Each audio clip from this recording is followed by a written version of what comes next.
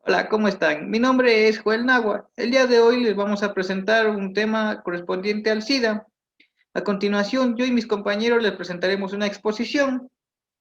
Para comenzar, hay que tener en cuenta dos puntos. VIH es la enfermedad que causa el SIDA. Vamos a los conceptos. VIH. VIH es virus de inmunodeficiencia humana, el cual se encarga de eliminar todas las defensas de nuestro organismo, dejándonos indefensos ante esas bacterias oportunistas que nos causan muchas enfermedades, incluso después la muerte. Dado esto, doy paso a mis compañeros.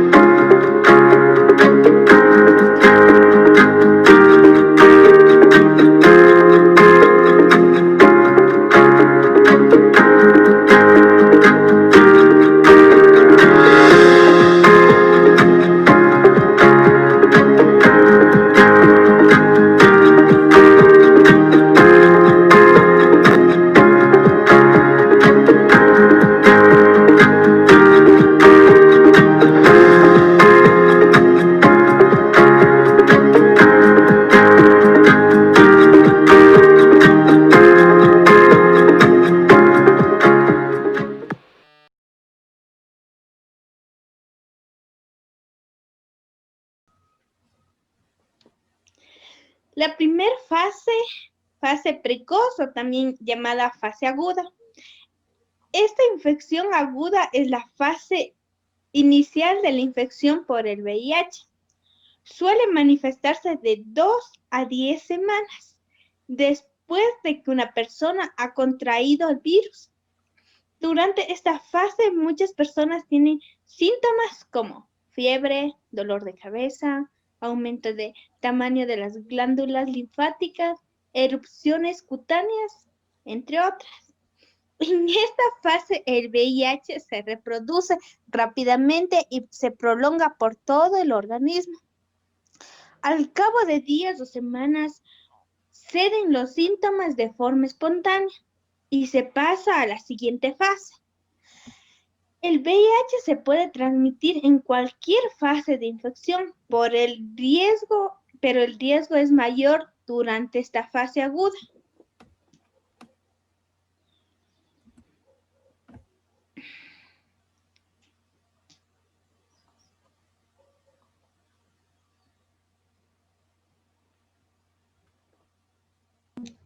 Tenemos la segunda fase, que es fase intermedia, infección crónica por el VIH, también llamada infección asintomática por el VIH o fase de latencia clínica.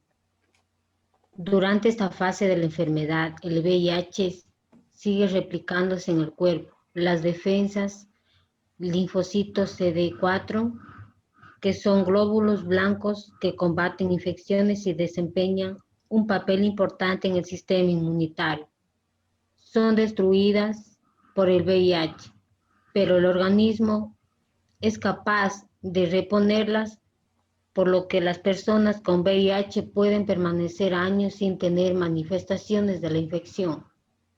Como único síntoma se pueden notar los ganglios linfáticos aumentados de tamaño.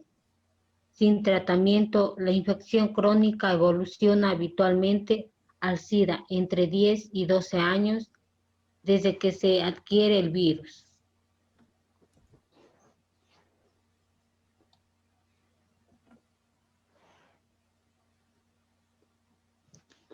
Fase 3. Fase sintomática de la infección por VIH y oportunistas menores. Según pasan los años y progresa la enfermedad, le sigue la fase sintomática de la infección por VIH, la cual va a representar un periodo intermedio entre el portador asintomático y el de caso SIDA o final. Aparecen los primeros síntomas o se presentan enfermedades relacionadas con una inmunodeficiencia subyacente, de modo que estos pacientes ya no estarán tan bien como en la fase anterior, pero los problemas no serán tan graves como en la siguiente. Clínicamente se caracteriza por distintos síntomas: malestar general, astenia persistente, síndrome febril prolongado acompañado de sudoración nocturna y pérdida de peso que puede llegar al 10%. Hematológicos: anemia y trombocitopenia, con síndrome purpúrico o sin él. Linfadenopáticos: pueden disminuir los ganglios linfáticos. Dermatitis seborreica, herpes simple, recidivante, anal o genital, herpes zóster y verrugas genitales, así como neurológicos, poloneuropatía, síndrome ansioso depresivo y meningitis aséptica. La duración de esta fase depende de diferentes factores, entre los cuales figuran tipo de cepa viral, infectante y respuesta inmunológica del huésped, entre otros. Fase 4, que es la fase SIDA u oportunistas mayores. Este es el estadio final de la infección por VIH y se caracteriza por la aparición de infecciones oportunistas y tumores raros. Cabe recalcar que aquí el SIDA ya es de donde invade todo el cuerpo humano, y es decir, que el cuerpo humano ya no es apto para poderse defender. Desde el punto de vista inmunológico, representa una inmunodepresión severa, con una depresión notable del número de linfocitos CD4, cuya función en la respuesta inmune es bien conocida. Hay una alta replicación viral, favorecida por la debilidad del sistema inmunológico. Desde el punto de vista clínico, se considera que un paciente es un posible caso de SIDA cuando tiene varias afecciones oportunistas mayores que así lo indique. Actualmente, además de las enfermedades indicadoras de SIDA, también se ha incluido el término SIDA inmunológico, el cual incluye a pacientes con número de células CD4 menor de 200 milímetros cúbicos y clínicamente asintomáticos. También se ha incluido en la práctica clínica el término debut SIDA para todos aquellos casos que al momento de ser detectados tienen alguna enfermedad oportunista definitoria de SIDA o de CD4 por debajo de 200 células.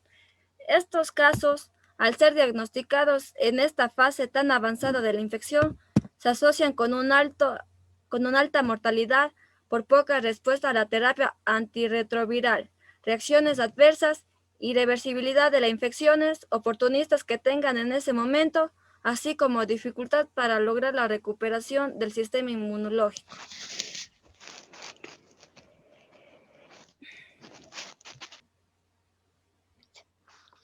Clasificación. Se utiliza la clasificación realizada en 1993, la cual tiene una gran cuenta el número de células de CD4 y aspectos clínicos del enfermo, de manera que la categoría según el número de células CD4 en 1, 2 y 3, y desde el punto de vista clínico de A, B y C. Aquí tenemos la categoría A. Esta se aplica a las infecciones primarias y a pacientes asintomáticos con o sin linfadenopatías generalizadas persistentes. Enfermedades del VIH, aguda o primaria.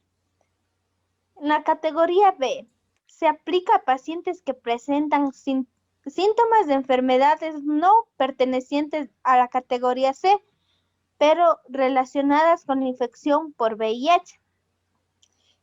La enfermedad de Muget, candidiasis vulvovaginal, displasia cervical, fiebre o diarrea más de un mes, leucoplasmia oral vellosa, herpes zóster, púrpura trombocítica, idioplasma, listeriosis, enfermedades inflamatorias pélvicas, neuropatías periféricas. En la categoría C, este incluye pacientes que presentan las patologías incluidas en las enfermedades diagnosticadas del VIH. Tenemos las bacterianas, que se da por sepsis o por salmonela recurrente, por infecciones micobacterianas, infecciones por micobacterias antipáticas. También tenemos los hongos, que pueden ser la aspergillosis, candidiasis y criptococcus.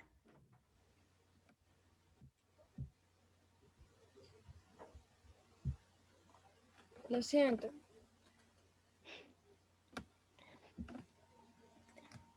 Tenemos los protozoos, que pueden ser por neumonía, toxoplasmos y criptosporidios.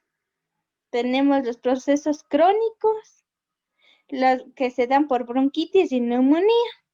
Los procesos asociados directamente por el VIH, que es la demanda relacionada con el VIH, que puede ser la encefalopatía por VIH, los leucoencefalos multiplicados progresivamente, y los tumores, como son sarcoma de Kahn's, linfoma de Kupffer y otros linfomas. Ya, gracias.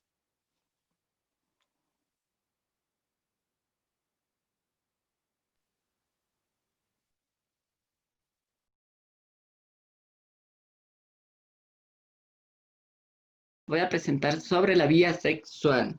Esta se puede transmitir por las relaciones sexuales entre personas del mismo sexo o diferente sexo.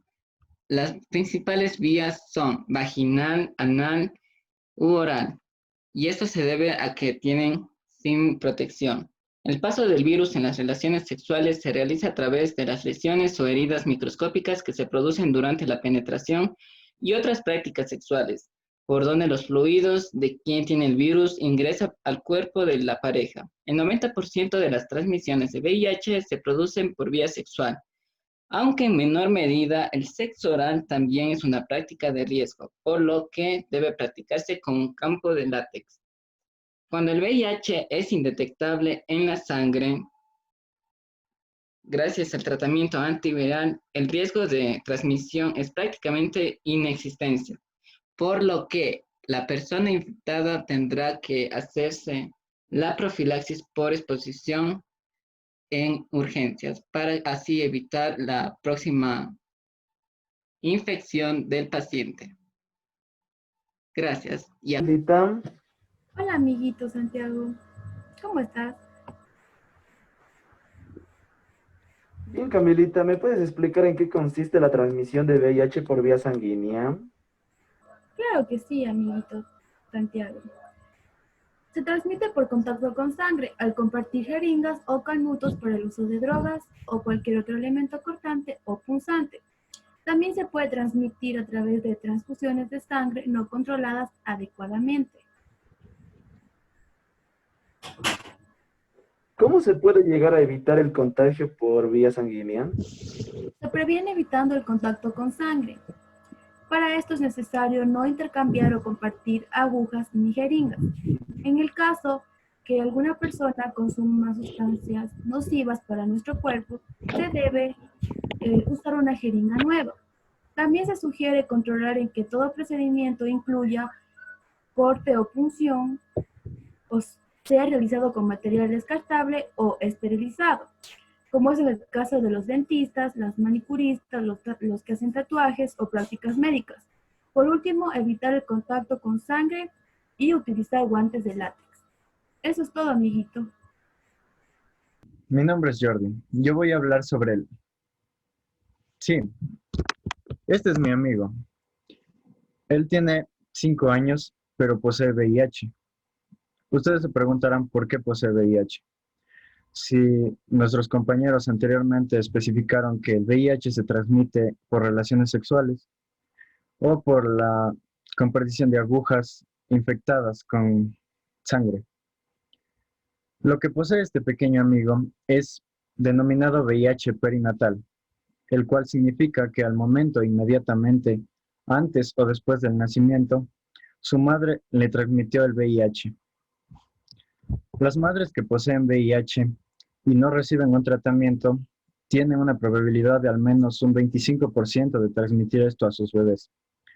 La buena noticia es que el tratamiento surge con un grupo de fármacos que se denominan antirretrovirales, los cuales pueden reducir la probabilidad en al menos un 2%. En ausencia de un antirretroviral, la transmisión vertical de la madre al hijo oscila entre los 14 y 25%. Existen 3 tipos de transmisión, los cuales son el intrauterino, que se da a través de la placenta con un riesgo del 25 al 40%. El intraparto, que se da a través del canal del parto, por ascenso del virus a través de la vagina o absorción de microtransfusiones sanguíneas.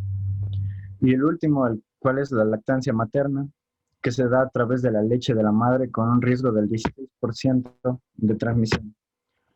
Un consejo para todas las personas que estén pensando en tener bebés, lo bueno es, antes de todo, hacerse revisiones mensuales, ya que el VIH puede ser transmitido a los bebés y esto los afecta directamente a su sistema inmunitario.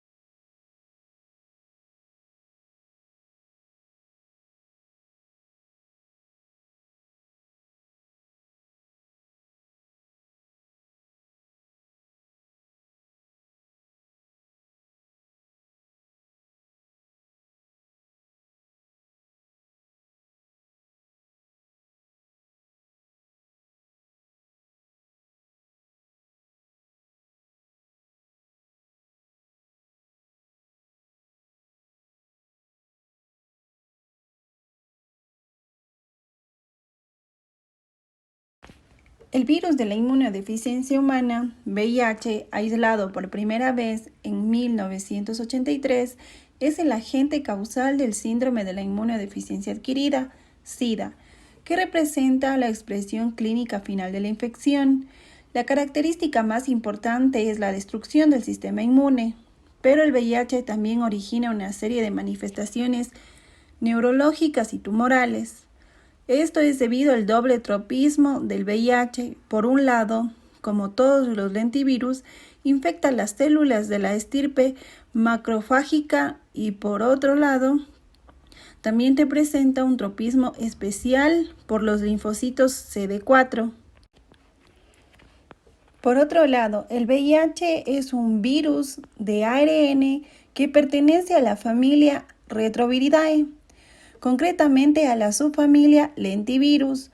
Como todo retrovirus, se caracteriza por poseer la enzima transcriptasa inversa capaz de sintetizar ADN a partir de ARN viral. El ciclo de replicación del VIH se da en las siguientes etapas. La primera es la entrada del virus en las células. El VIH se une a la molécula CD4 a través del genotipo 120, produciendo un cambio conformacional que permite la interacción con un correceptor. Otro punto es la transcripción inversa e integración del virus.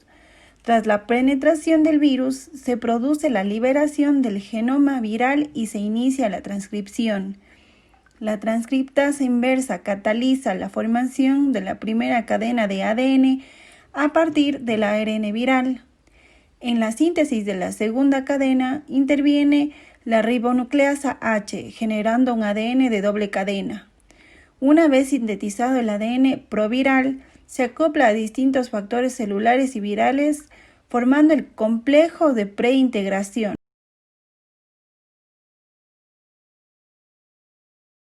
Ya sabemos, no existe la cura para el VIH, pero existe un tratamiento llamado antirretroviral que ayuda a controlar este.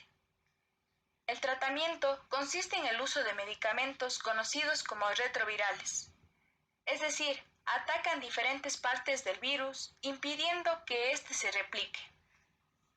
Este tratamiento consiste en la fusión de 3 fármacos que actúan en diferentes puntos del ciclo de replicación del virus del VIH, y esto se conoce como terapia antirretroviral sumamente activa.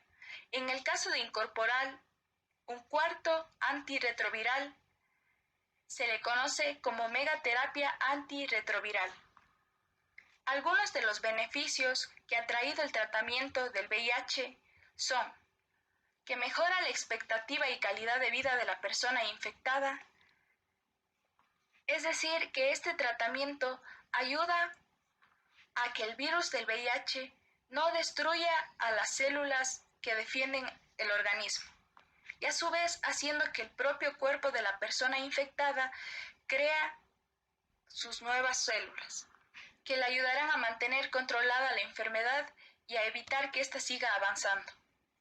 Algo que es muy importante es que el tratamiento, una vez iniciado, debe mantenerse indefinidamente.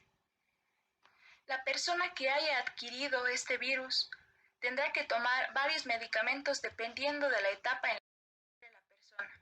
Al tomarlos a diario y exactamente de forma en la que se recetaron, también reduce el riesgo de resistencia entre los fármacos recetados.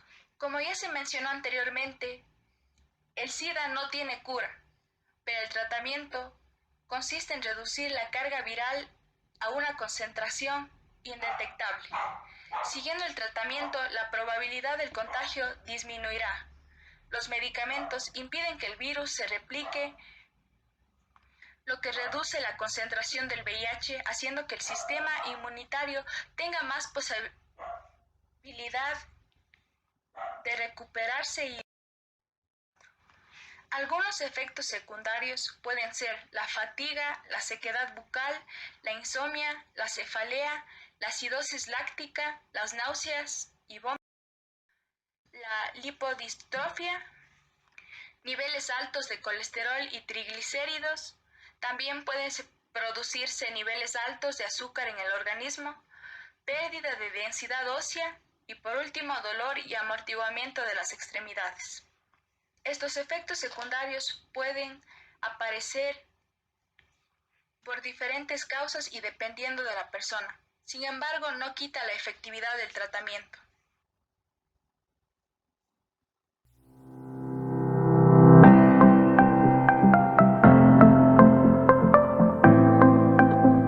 Agradecemos la participación de los estudiantes. Concluimos esperando que haya sido de su agrado. Muchas gracias.